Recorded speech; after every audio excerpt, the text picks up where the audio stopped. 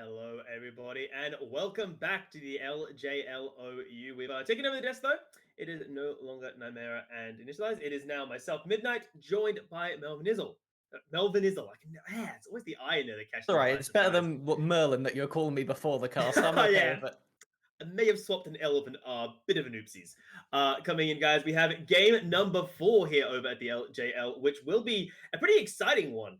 It will be the Rascal Jesters, which we just saw playing up against E3 in a interesting game, let's call it that, facing off against Sengoku Gaming. And this game, I think, is actually quite important, Melvin, because one of these teams is currently sitting undefeated, and it'd be a little annoying to drop it on the on this game, wouldn't it? Yeah, final game for them for the day, and is one that I personally believe that Sengoku can take. But if we want to take a look at the predictions right here, I feel like I've been slightly scorned, but doing okay. As you can see, I did get burnt earlier. You are clearly the superior analyst for our CGA versus Sengoku matchup earlier today, which puts me on a bit of a back foot coming into this one. I mean, you say that, but I also put Burning Core up to beat Detonation Focus Me, so you could probably just clap back. I'm the only person who thought that maybe DF was struggling Fingers a crossed. little We bit still coming don't into know. We week can 2. see. We can see. Can see, yeah. But this particular match should be quite interesting. We just saw the Jesters go up against the likes of V3 in a pretty aggressive game, I think is fair to say. And we did also get to see Sengoku up against CGA. And I do kind of want to ask you about that CGA matchup against Sengoku, because Sengoku didn't look brilliant, and the draft was a little all over the joint, if you remember. It definitely felt a bit here, there, and everywhere, and particularly the comp that CGI put together for themselves to take that game with the LeBlanc Kha'Zix mid-jungle, with the misfortune that you have a lot of ire against in the ADC role, was pretty much how the game ended up ending, of everybody funneled into a choke point and ended up in a massive bullet time, resulting in the game ending. And it's one of those that, I know I just listed 2 assassins and an MF, but the MF adds a lot of ease of execution to fights, where as long as she chunks people out, then that's 2 people that can very easily follow up after, or vice versa. And that was ended up how Sengoku ended up dropping their game, which, again, puts me a little bit worried coming into this one, because I would actually say Rascal Jester have been our cleanest drafting team so far this split. They've got a lot more, I think, diversity compared to a lot of the other LJL teams. Right now, a lot of the LJL top laners are loving the Gnar. And I mean this politely, but please stop playing the Gnar. We know you can play it. All right, we're not doubting your ability to play the Gnar, but please look at something else. Like, for example, we got to see Paz from the side of Sengoku. He rocked at the Lee Sin today. Now, was it the cleanest Lee Sin we've ever seen? No. But I think it looked better than the Gnar. And let's not forget that if you're a Rascal Jester fan, you're not against the Gnar top lane, because you have a certain seamstress sort of waiting in the wings, if you will, Yeah, to start cutting that up. Kinatu's Gwen, I believe it's either 2 or 3 games. I believe it's 2 they've got to play it so far, and it wasn't banned in the first game they played versus DFM, if I'm not mistaken. But they have been a bit of a monster on this pick, actually going for the Xiaohu adaptation today, taking the Ghost Teleport on it. And as we saw then, it's pretty disgusting, frankly speaking. It could just run through a team fight and keep getting those resets. It doesn't need the flash because it has the constant E where it could just hop over walls. And then considering it's always got the movement speed, it really is just absolutely insane. It's like a mobile Darius coming at you who you can't hit from far away. So the question for me is, coming into this game, how exactly can Sengoku answer the Gwen? Are they just going to ban it? Because we have not actually seen that many respect bans on this Gwen yet, hence why it's somehow managed to get through for Rascal Jester on red side, of all places. Well, we'll find out. Do they look to ban it? And the answer is yes, it is. One of the second ban rotation coming through there from Sengoku. Just getting that off the table. And we're hovering the flex supports. This is a top matchup more than it is a bot matchup right now. Please, I don't... Okay, this is a public service announcement. If you're going to lock in flex picks... Actually, okay, if you're going to lock in the Luke Hogmore, that's acceptable. But if you're locking in flex picks, please make sure you are willing to do exactly that. Because so far, I've seen enough Shirelias to make my eyes spin in this league. And one of the things that we see coming into this draft, just to fill people in, we have got the Akali Rumble and Diana bans from Rascal Jester on the blue side, with the Varus, Gwen, and Xin Zhao on the red side from Sengoku. First pick Karma, followed by the Lulu Lee Sin. I want to say that the fact that they've locked in Lulu and Lee Sin shows that they have got the flexibility, but you were telling me earlier that you do not want to see Ramune on this Lulu again. No, the last time we saw it, which is in week number 1, it was a defeat for the side of Sengoku, and Ramune didn't look like they were able to do anything, and I don't put that on Ramune as a player. I put that on the Lulu as a champion. She is a facilitator and sort of a shield bot when you get to the later stages, and for someone like Ramune, when you give him the ability to carry, Akali, for example, looks great. So I think give this player, who yes does have some team synergy issues, give them something they can actually perform well on. Because if you're gonna shackle them down onto the likes of a Lulu, you're sort of crippling yourself in the process of drafting. And in the process of drafting, we have had the responses from Rascal Jester of Renekton and the Ezreal, which, again, kind of limits a bit of that flexibility. Yes, Renekton can go towards the mid lane, but it is not the most common thing in the world. It has to have a pretty good matchup, and the question is, do they classify the Lee Sin as that matchup? Because at the end of the day, Crash can always take that in the jungle if need be, but we'll have to find out as they have responded with the Lulu cog. Potential bot lane, could be Lulu in a solo lane, and have actually gone to ban the Udyr in the second rotation. Mm. The Udyr kind of does tell me that it probably will be leaning more towards a Lulu Kog'Maw in the bottom lane, because let's go on the assumption that Ezreal will be the AD carry and that the Karma isn't being flexed anywhere. Ezreal Karma, as far as I can recall, shouldn't, I should say, be able to kill Lulu Kog'Maw in lane because it's just poke versus shielding. Assuming that NT actually knows how to press the E key on a Lulu, I think they should be fine in that bottom lane there. So that's what I'm hoping for, Ooh. at least. And again, I just want to see Ramune on something facilitating. You get excited. What's with the Trundle pick? That is, yeah, the Trundle ban is an interesting one because that means that when you have things like the Lulu, that takes away a lot of the, when the Trundle is picked, it takes away a lot of the solo lane potential of this Lulu because as an enchanter, similar case for the Karma as well, it means that you can't necessarily just be that far pushed up in a top lane, let's say. So that kind of leans me to think that maybe this might be potentially Paz taking the Lulu and Ramune going with the Lee Sin. Obviously, it's just a wild guess. We do have Na the Forsaken as the final ban, so it does not look like Rascal Jester are persuaded to think that will be a Lulu top, but it's the Volibear. Again, keeping it flexible for Sengoku. In all theory, there's a couple iterations of this draft left, which means now for Rascal Jester, what tricks do they have up their sleeve to try and fill out this roster? Because now it's your turn to answer. I think the Orianna is a pretty mundane one, but does well into the Kog'Maw because it can outrange it. It can keep it kind of controlled in a team fight by using that ball. But at the end of the day, this is a very standard composition that hasn't got any surprises. Doesn't mean it's a problem, but not what we've seen so far from Rascal Jesters. Maybe so, but I really like it in this situation because you don't know who is going where on your opposite side. You don't know if that's a Volibear top lane, a Volibear jungle, a Lulu top lane, a Lulu jungle. You don't know where anything is going beyond maybe the Kog'Maw, and Kog'Maw could still go AP mid.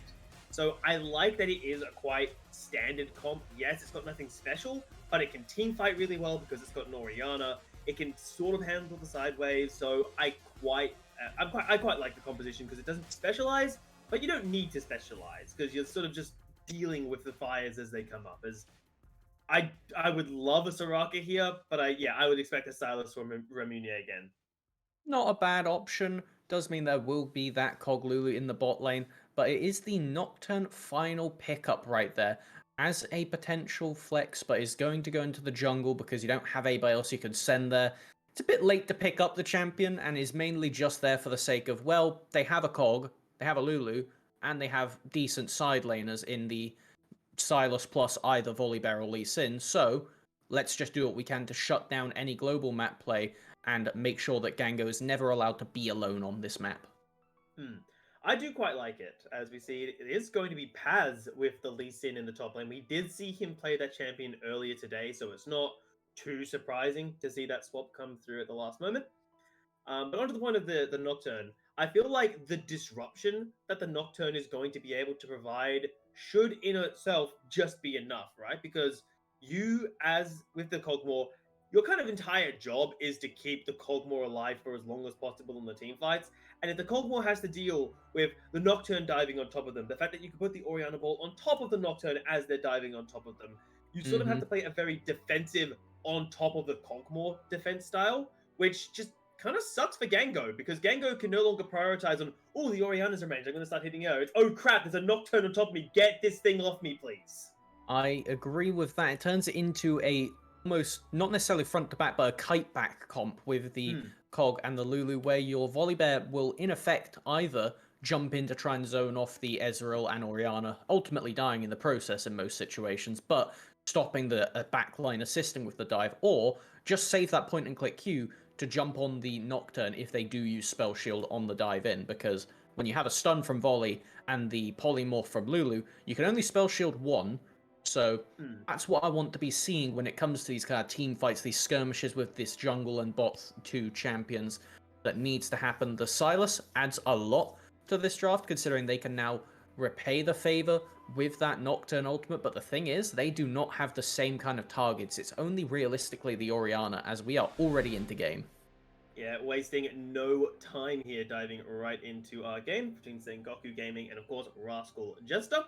Jester are aiming to get this game under their bag. You know, if they can go 4-0 after 2 weeks of play, that is going to be a phenomenal position to be in this league, because who are the other teams that you were contesting of at the start of the season? You're like, okay, well, Detonation Focus Me are always a threat. Yes, their scoreline isn't looking great, but they're still always a threat. And even this early on in the season, I always like to remind myself and remind players that, remember, you've still got finals.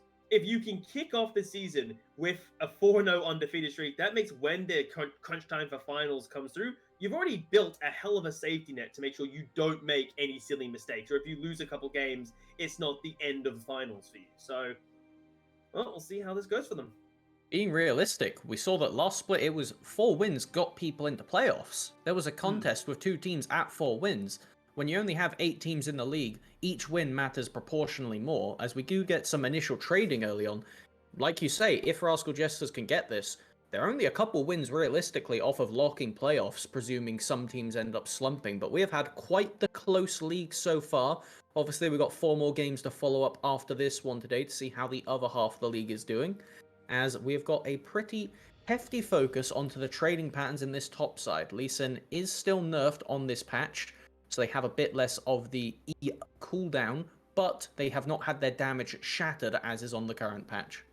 Oh no, this is bad. Ramune is just getting abused in this middle lane, and a good Oriana player, in my opinion, can beat everything. Like, if you're good enough on Oriana, there isn't a matchup you cannot win in this middle lane. So keep the Sylas, who of course doesn't have any range in their auto attacks, down under the turret, get the clock up wind-ups, and you should be good to go. As we can see the players' runes coming up here, and nothing really surprising here outside of maybe Conqueror on the Nocturne. That does show how they want to try and play out these fights. When you have the double shielding of the Oriana and the Karma, pretty significant. One thing I suppose that should be mentioned is the fact that Gango does have that hail of blades, which means that in the little trades they will get with Ezreal and Karma, they'll be more effective, meaning that this is a bit more of a lane-based rune than for actual team fights. However, this bot lane crab getting contested by both junglers that path down, and because Ramune does not have the ability to actually follow due to how much they've been chunked, they will ultimately lose both crabs here. And Ramune goes in for a trade here. He was trying to turn off recap, but the flashes aren't going to save them. Even with the Volibear coming through with Crash, the TP on the back end of it simply will not matter. Sengoku will have to give up this area. Paz, his mind is telling him maybe, but his body said, no, I ain't doing that either. Wise decision to not go in there, but that is just a bit of greed, not realizing that Renekton was already on the flank. There was no way out right there, getting followed and nicely executed by Rascal Jesters, as they are getting very aggressive, actually.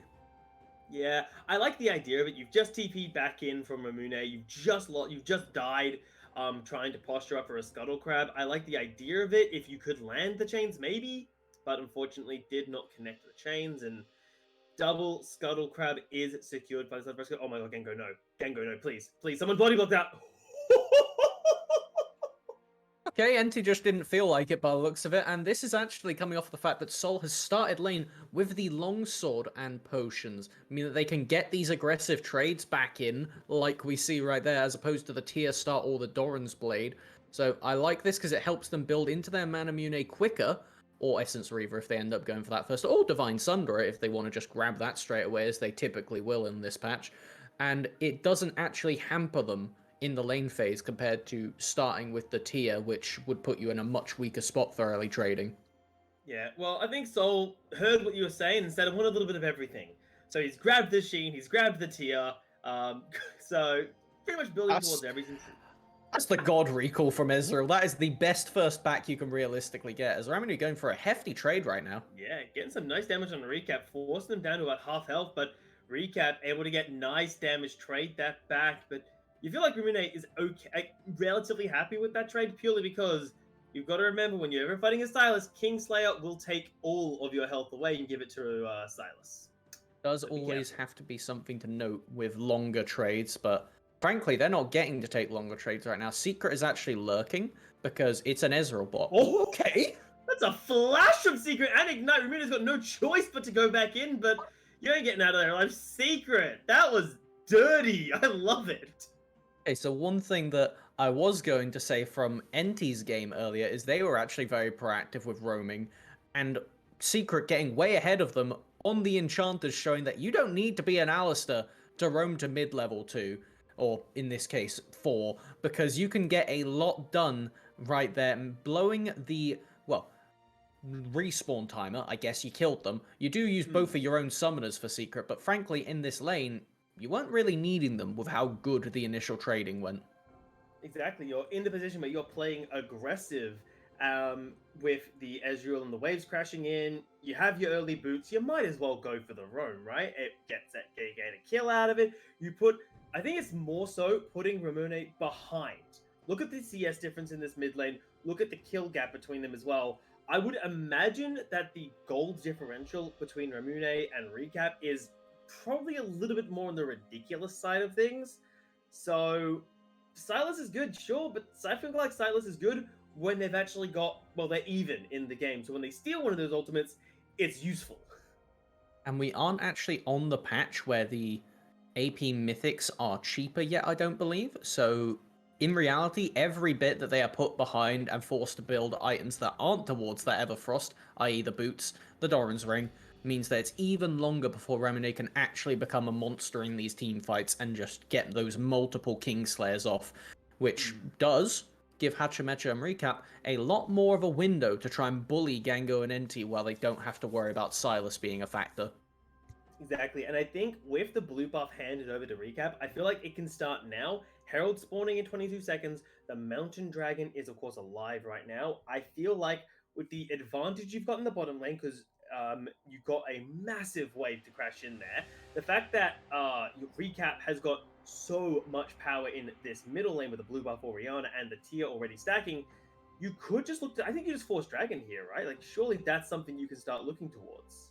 It's definitely not a bad window, as you do have level 6 on both junglers as well, so it's something to keep an eye on, as that is a bit of a brutality, making up for half of the overall gold lead. The rest is split out across some of the other roles. It's hefty trading. Here's the 6. Paranoia! Oh my god, Hachamacha hitting level 6 already at the 8-minute mark. Sure, it probably took him a while, but a bit unfortunate that didn't work, because if you get the kills there, that's an instant dragon, and now Crash is visiting the bottom lane to try and dissuade any more aggression down there.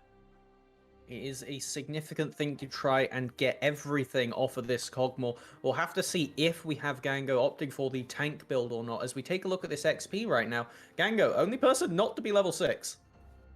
Yeah, that feels bad. Oh, nice attempt there from Recap. Forces the flash again out of the Sengoku mid laner here, and it feels really rough to be in this lane. You've pretty much been forced to flash on cooldown, and you've been bullied by the other team's support. Like, that's your life as a mid laner right now. Like, that's just unfortunate.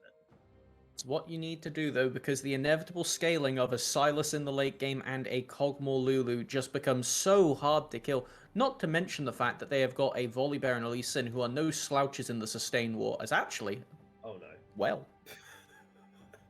I don't know what happened to bot lane, but we came to Gango playing dodgeball. As having to boot away the crocodile who was getting a bit too aggressive, and like you say, Gango living the most dangerous life right now in this bottom lane without their Lulu with them. They do manage to pick up the Mountain Dragon though, so you know, if it is Tank Cogmore, looking pretty good already, as we will have Oh. waiting to see what kind of dragon is next, as they will secure the Rift Herald for Hachimecha. Yeah, and this is looking better and better for Rascal Jester here. Rascal Jester here. Yes, you did give up the first dragon, but you have gotten turret plating on the bottom lane. I'm fairly certain that Recap has gotten it in the middle lane as well. You're winning through the mid lane at over 1,000 gold, 30 CS in the mid lane to be specific there. And this Gango and Enti have just sort of been struggling. They've been getting abused by the Karma because Karma's just throwing out every Q.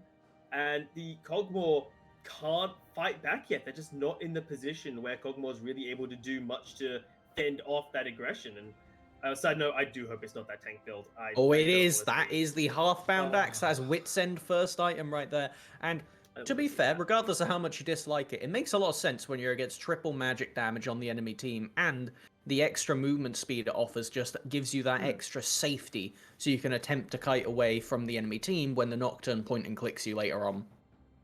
Oh yeah, I'm not saying that it's not good. I'm It's just saying I don't scummy. like it. Yeah, no, that's an understandable distinction. A lot of people didn't like the Ardent meta, but it didn't mean it wasn't super oppressive. Exactly. Like just because it does work doesn't mean I gotta like the fact that it's worked. The same way we see Hachimacha sneaking his way into mid lane until finally committing forwards there. Will they have the damage? Shockwave coming through on the back end of it means that there is no escape. And 0-3. This has not been a fun game if you're a Silas. It's not what you want to see early on, and it's because we haven't had Crash able to sync up with their lanes and realistically get anything done, as Paz is doing their best work in this top lane trading with the Renekton, but frankly, still a 15 CS lead, not had any option to do anything, and Kanatu got that early roam down, which technically secured the first kill onto Ramune that has really led to this snowball in the mid side that has thrown the game through a loop, frankly, for Sengoku. Yeah, Sengoku losing pressure in the middle lane have kind of lost them in a situation where now they're just trying to survive where they can, scrounge up the farm, and unfortunately the one being punished the most for that is their mid laner. But we'll come to that in a second, as 12 minutes means there is still turret plating, and there's a lot of gold about to be injected on the bottom half here. Hell, they could go for a dive if they're feeling it. Only point I want to bring up here is the fact it is split between 3 people, so while it is still a lot of gold, it's effectively 1 kill per person, which isn't as much of a swing as you'd like to see. However, with Sol being so close to that Divine Sunderer looking at their inventory, I feel like they're already past the point of no return where they're just going to be an absolute monster from this point on, being the drain tank we really wanted Silas to be this game. Yeah, Soul recalling now will absolutely have more than there it is. Divine Thunder picked up. Look at the gold here. 3,600 for Amune in the middle lane there compared to the 53. That's really like in Look this at case. Secret, he's really close to him. It's brutal. It's absolutely brutal. This is just one of the slowest burns you've ever seen, but we are at a 4.5k gold lead at 13 minutes, people. This is just a brutality, and there's not much that Sengoku could do to fight back at the current moment, because Crash on this volley bear just hasn't done anything, frankly, and it's not what you need from these early proactive picks. Yes, with Nocturne, you can argue I need to get to 6 before I'm super effective. You can still do stuff before then, as we saw, but Crash just not able to line up with the team. The gank setup not necessarily there, and when you're against a Ezreal Karma bot lane, it's not exactly the easiest lane to gank, but equally, it's your most important lane, because Gango is your main DPS for the late game. Yeah, but the problem is, as you said, there was no realistic way to pick the fight in the bottom lane. Hell, I think the only lane that they could have looked for ganking if you're Crashier is this mid lane, and we saw how quickly mid lane sort of fell out of control areas. Oh boy, once again, the bullying continues. Hachimacha, though, does not able to pick up the kill. Secret coming in the back of the Assassin Karma, trying to pick up the kill there. It will finally go, but actually Secret does pick it up. Secret has had a problem with mid laners this game, as Crash will be just forced under the jungle. The Shockwave could have been enough if Crash didn't have their ultimate to get them to safety. It is a 4-0, but it is only Ramune that has actually died so far. It is just sad to watch because... Oh, hold on a minute. Gango, run. Body block for him, buddy. There we go. Good job. Gango will get out alive, but Sengoku, wherever they feel like they're trying to be proactive, they're just getting swatted down. Like, Ramune trying to survive in the middle lane. No, Secret comes and roams and kills you. Or Hachimachi comes for a visit in the middle lane as well, just to make sure that the Silas, who's already 2,000 gold down, is not allowed to play League of Legends. Like, They this is just bullying. are so far behind right now. There's a good chance that we might even see Sol pick up second item as the Everfrost is completed for Ramune. That is how big the gold gap right now is relative on these players. And like you say, it's all down to just the focus that they have put right here onto the Silas, saying, we know you're going to be a nuisance later on. You can tango with the rest of our team if allowed to play the game, but watch this right here. It is just the recognition of knowing where they were, spotted on one of those wards as they rotated to the blue, not even allowed this far up in the map. And watch, they even attempt to flash away, and where do they find themselves? With a secret that they prepared earlier. Yeah, and then they meet the panic ultimate that they stole from the Nocturne, that paranoia, just not able to get them out because there's nowhere to run to at that point. Like, where are you meant to go if you're not even allowed to be in the bottom half of the map between tier 1, tier 2 at 15 minutes into the game? Like, You've got two nowhere items. safe. 2 items completed on your team, and they're from the people who basically have been the furthest away from all this action, as the only respite you have being the Lee Sin and the Volibear. Well, when the people that are important on the enemy team are Ezreal and Orianna, the Lee Sin's pretty significant at least, but how do you touch Ezreal? Nobody on this team can fight them later on. The best thing you had was Ramune being in a decent spot, stealing the Nocturne ult, counter-diving, and at least splitting the fight in half while you peel for Cogmore, but at this point, Gango is not living a good life right now, as Blitzcrankball is really, yeah, probably on the money right now. I like how it started at like a 63% chance in favor of Sengoku, and then very quickly realized, wait a second, if you're just going to have your mid laner bullied this hard that they're probably back in high school again for like 15 minutes, then yeah, it's not looking too good here for the side of Sengoku. I think there is still signs of life, right? Because you can never forget that yes, while they are down 7,000 gold and they're not really able to be proactive on the map, they have a Cogmore Lulu. They have scaling. It just needs to get there. Yeah, it hits different when you say it as a 7,000 gold lead this early into the game. Game's pretty snowbally. I'd be curious to know how many tower plates they collected, because I bet you it was more than they didn't, considering this. Paz really the only person in lane that has not had issues, and even they were forced to get an early kick in their lane phase to just dissuade the crocodile dive. And I have to pay credit to Kanatu this game. They've been an excellent weak side bully, because Crash should have paid some more attention up there, considering that you can't help anywhere else, but if you're trying to help everywhere else, you don't want to be near top, so it's a bit of a catch-22 where there's never really a good answer. Yeah, but even in playing that weak side, just take a look at the CS differential across the board here. 30 CS in the top lane, whopping CS differential in this middle lane here, and even in the bottom lane, it's in favor of Rascal Jester. The solo laners are performing well. Paz is on the flank, but he's been caught out as well by Hachimachi. You cannot get an assassination kick if you're being assassinated yourself. Paz, I love the attempt, mate, but you got to make sure you're not on a ward. Now Gango trying to do best they can. They're driving forward. Secret is able to survive. Crash is interested, but it will be a complete disengage from Rascal Jester. This is just... there's no words for it after a point. It's just rude, frankly.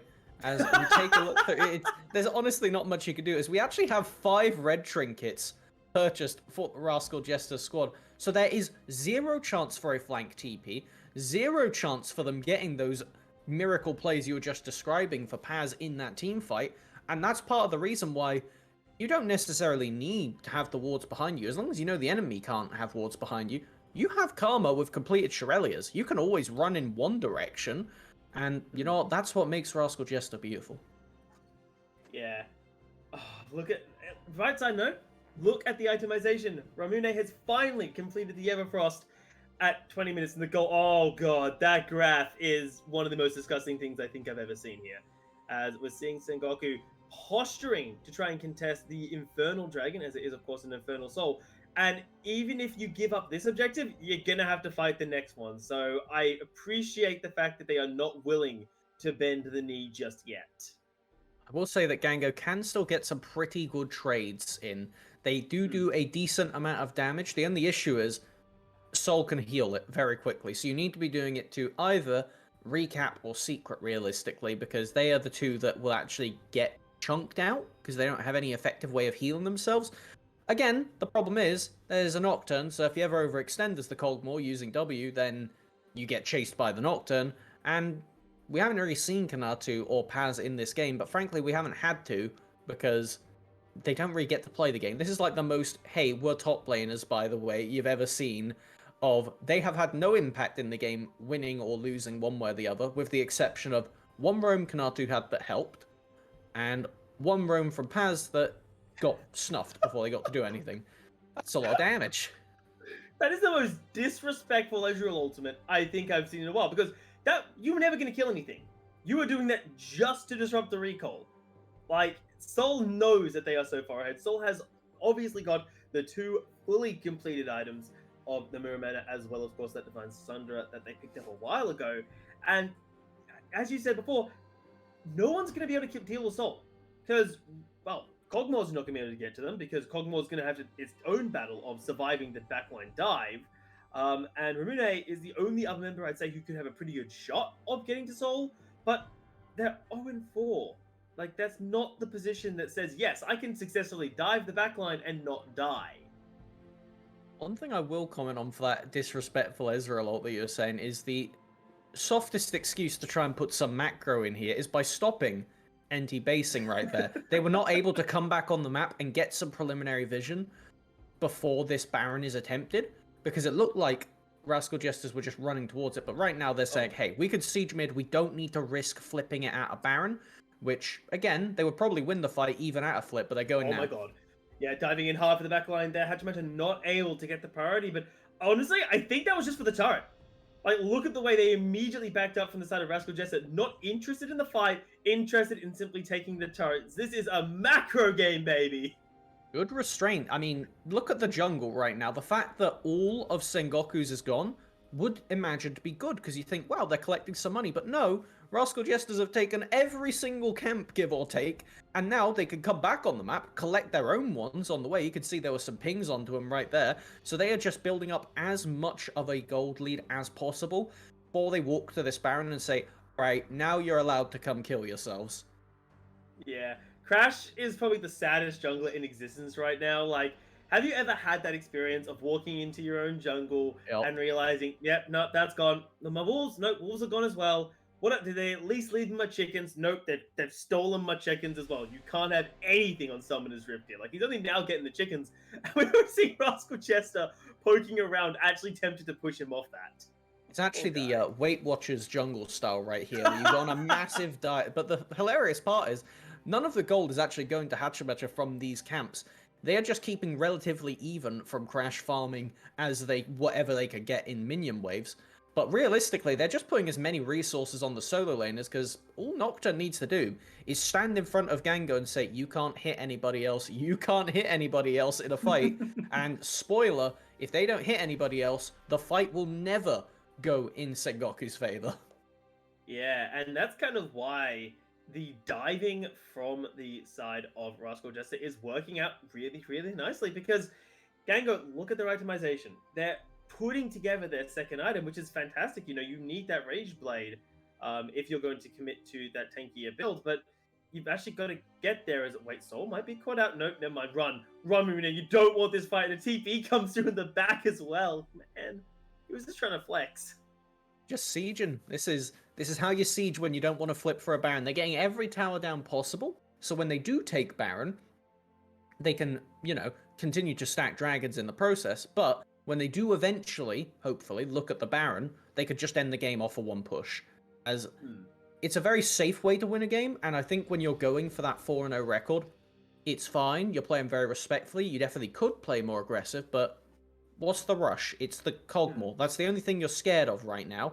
But frankly, just with how your comp is drafted and how the enemy team is currently playing around, Lee Sin's best purpose is to kick somebody away from Cogmore, but there's 2 people that can dive, to insect recap, and we saw how well that went last time, and there are 3 stopwatches on the Rascal Jester squad, and one of the people that aren't stopwatched is an Ezreal who can buffer their jump, so frankly, there's really not much hope for Sengoku.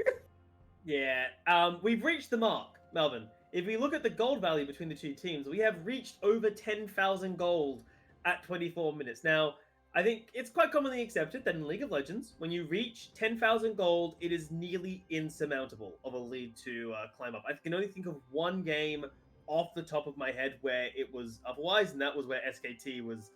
It was just the SKT one, as everyone I'm sure remembers. So, in this case, Sengoku have decided to give up the Infernal Dragon once again, and now they are on a 5-minute timer because, as well, if you give up the Infernal Soul, I'd say you're throwing, but you're There already, was nothing. you're already at a There was nothing to throw. Yeah, Yeah, you're throwing you're a bowling throwing- ball at that point. It wasn't going very far in the first place. Yeah, it's not looking great here for Sengoku. It's been a rough early game where their mid laner really just wasn't allowed to play League of Legends. They got roamed on, and then Secret decided to just come on lane and murder them. But there is a still sign of life, and I think this is important to remember that there is one sign of life here for Sengoku as the Graph decides to be a bully. Ramune, please run. There we go. Which is again that Cogmore. If Rascal Jester play this too safely, it's a problem because you are so far ahead. You shouldn't need to, be so paranoid at every single step. Don't give them the chance to let Cogmore get the multiple items because Hmm. at this point now, it is 10k gold lead, but if you ever do make a slip up, you've now all got shutdowns by virtue of farm, which if you end up funneling onto Gango, gets him an extra item, and I will assure you firsthand that Cogmore can 1v5 if given the opportunity using this tank build once they get past the 3-4 item mark. As mind you, with this build, you either don't build a mythic or you definitely don't build a mythic early. So once they do end up picking that up later on into this build, presumably either this item or 1 or 2 after, then they will get a massive spike from all of the mythic bonuses coming in, which means that there is always the potential for Sengoku to completely swing this game, but right now, God. we're going to see it not happen. Yeah, diving in on top of this Cogmore, but the Cogmore does stay alive, and this could actually be good. The shockwave used by Ramune does group up Rascal Jester, and the turnaround could be coming through, but it's never gonna mind! That is devastation! Rascal Jester just had to wait a couple seconds and wipe Sengoku off the face of Summoner's Rift. Oh, they used Ramune's steal spell onto that shockwave. It looked promising, and then the no you card from Recap absolutely turns it, showing exactly how to play Orianna this game. They will be rewarded with that opportunity to take Baron, no jungler alive, no attempt for a steal, and most importantly, they'll be able to come back on the map and use this Baron to buy time before that Infernal while cracking open the base in the process. Let's take a look, because this was a good sign of life here. The dive onto Kango, yeah, it looks like hope. He gets out alive. The shockwave on 4 members look great, but they're too far behind. 10,000 gold is just too hard, and Kango got caught by the shockwave. That's unfortunate. Yeah, they'd already had to use the flash to escape from the Nocturne, which meant that there was really no way they could dodge away from that one, because you need to kite forward in that scenario there to try and at least keep the fight going, considering how desperate it is, because Ramune always dies there. They've already jumped into the middle of the entire enemy team with their flash shockwave combo, did manage to secure 1 kill, but as we saw, ended up backfiring, and with 2 minutes left on the Baron, 2 minutes left on the Infernal spawn, I love this attempt from Sengoku, but I feel like they may have just been ratted out inadvertently. Yeah, they know. Gango, run. Gango, get out of there, buddy. Recap's going to be in a bit of trouble there, but so will Gango. Gango has to keep cutting back when Hachimacha does not get on top of the target, but now Kanahu does. There is no saving this Cogmore from the dive of Rascal Jesters, man. Especially when the Cogmore is on the front line. It never ends well. I feel like this will likely be the end of the game. I know we have had relatively conservative play from the Rascal Jester squad this game, but frankly, they have the opportunity to break open at least the Nexus towers. Dear God, if you don't kill them now, then you are just asking for suffering on the Sengoku squad. Well, we're seeing a dive come here for Sengoku. They're just too far behind. As cool as the fight looks, I'm sure, but it just does not matter. Baron is available. A 16,000 gold difference between these two teams here. And unfortunately, Sengoku's scaling doesn't matter when the Nexus is destroyed. That is Close to a that's a perfect game. rough game.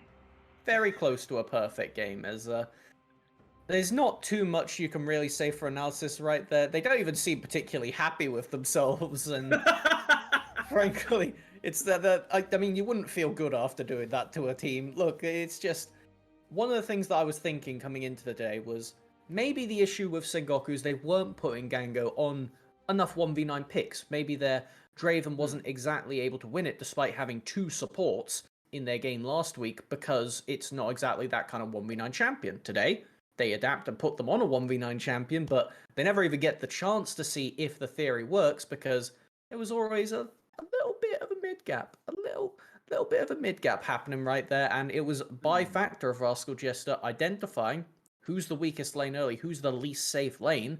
We know we get push prior with this Karma and Ezreal, so let's just chain focus the Silas, do not let them go for anything, and it was all off of that first misstep where Ramune tried to assist at the crab, attempt to get some semblance of advantage for Crash, and it did not work. Yeah, and I like the idea of what Ramune was going for, right? You just lost the crab on the bottom half of the map. You want to try and get the crab on the top half. You need to get pressure in mid to do that. The idea was solid, but unfortunately, Rascal Jester saw it coming a mile away. And if Ramune just wasn't strong enough to take a recap in the 1v1, Ramune falls. And then Crash is like, don't worry, I'll come mid lane. I'll come help you in like 1 or 2 minutes. And suddenly Secret's mid lane. He was like, well, what am I meant to do here? Like, I'm literally in a 1v2 lane at certain points. This poor guy trying to build up with this new team with Sengoku, trying to say, hey, I'm a team player, I can help the team. And he's just getting clapped every time he tries to step up. Nearly 10k gold lead at 22 minutes. We will be going to a quick break just to prepare the stream so we can get straight into our other set of games since that was the last one of the live feed. So give us a few minutes and we'll be right back with you with Burning Court and the SoftBank Hawks facing off.